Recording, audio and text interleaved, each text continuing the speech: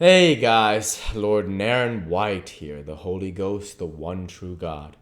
Back with you with the next video in my series, reading Dracula by Bram Stoker. Without further ado, returning to Dracula, as read by Lord Naren White. We took Lucy into another room which had by now been prepared, and laid her in a bed and forced a few drops of brandy down her throat. I noticed that Van Helsing tied a soft silk handkerchief round her throat. She was still unconscious and was quite as bad as, if not worse than, we had ever seen her.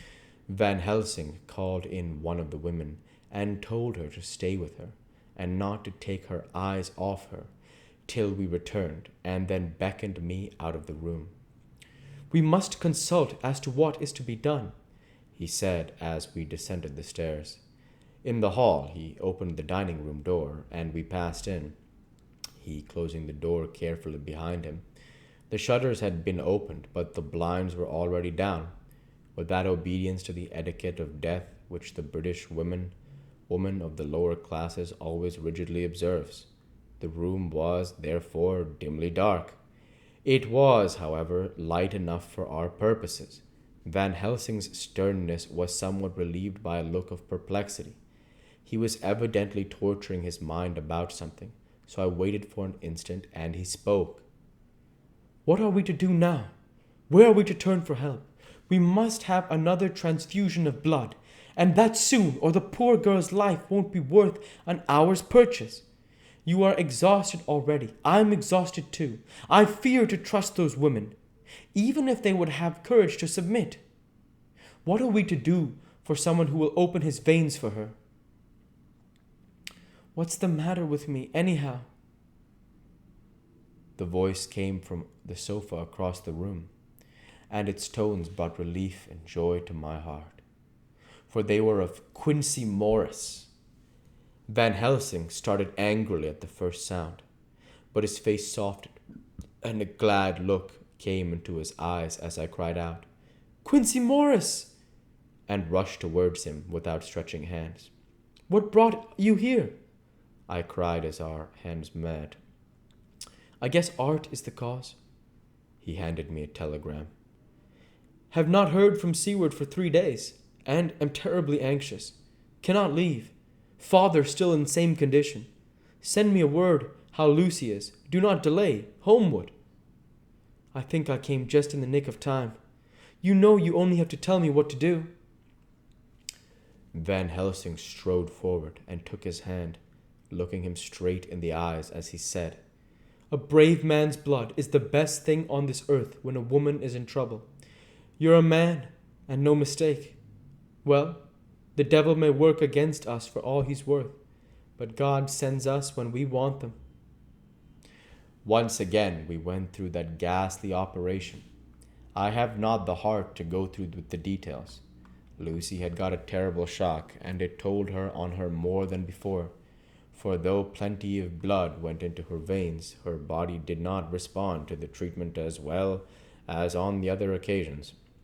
Her struggle back into life was something frightful to see and hear. However, the action of both heart and lungs improved, and Van Helsing made a subcutaneous injection of morphia, as before, and with good effect. Her faint became a profound slumber. The professor washed while I went downstairs with Quincy Morris, and sent one of the maids to pay off one of the cabmen who were waiting. I left Quincy lying down after having a glass of wine, and told the cook to get ready a good breakfast. Then a thought struck me, and I went back to the room where Lucy now was. I came softly in. I found Van Helsing with a sheet or two of notepaper in his hand. He had evidently read it, and was thinking it over as he sat with his hand to his brow. There was a look of grim satisfaction in his face, as of one who has a doubt solved. He handed me the paper, saying only, "It dropped from Lucy's breast, where we carried her to the bath." When I had read it, I stood looking at the professor, and after a pause asked him, "In God's name, what does it all mean? Was she, or is she, mad?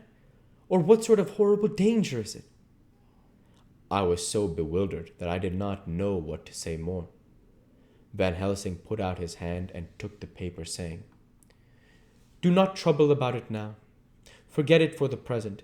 You shall know and understand it all in good time, but it will be later.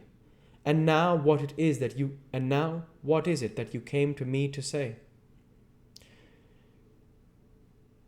This brought me back to fact, and I was all myself again. "I came to speak about the certificate of death. If we do not act properly and wisely, there may be an inquest, and that paper would have to be produced. I am in hopes that we have no need for inquest. We have no inquest, for if we had it, would surely kill poor Lucy. If nothing else did, I know, and you know, and the other doctor who attended her knows, that Mrs. Westenra had disease of the heart, and we can certify that she died of it. Let us help fill the certificate at once, and I shall take it myself to the registrar and go on to the undertaker." "Good! Oh, my friend John! Well thought of. Truly, Miss Lucy, if she be sad in the foes that beset her, is at least happy in the friends that love her. 1, 2, 3, all opened their veins for me, besides one old man. Ah, yes, I know, friend John, I am not blind. I love you all the more for it. Now go." In the hall I met Quincy Morris with a telegram for Arthur telling him that Mrs. Westenra was dead, that Lucy also had been ill, but was now going on better, and that Van Helsing and I were with her. I told him where I was going, and he hurried me out, but as I was going said, "When you come back, Jack, may I have 2 words with you, all to ourselves?" I nodded in reply and went out. I found no difficulty about the registration and arranged with the local undertaker to come up in the evening to measure for the coffin and to make arrangements. When I got back, Quincy was waiting for me. I told him I would see him as soon as I knew about Lucy, and went up to her room. She was still sleeping, and the professor seemingly had not moved from his seat at her side. From his putting his finger to his lips, I gathered that he expected her to wake before long, and was afraid of forestalling nature. So I went down to Quincy and took him into the breakfast room, where the blinds were not drawn down, and which was a little more cheerful, or rather less cheerless, than the other rooms. When we were alone, he said to me, "Jack Seward, I don't want to shove myself in anywhere I've no right to be, but this is no ordinary case. You know I loved that girl and wanted to marry her, but although that's all past and gone, I can't help but feeling anxious about her all the same. What is it that's wrong with her? The Dutchman, and a fine old fellow he is, I can see that.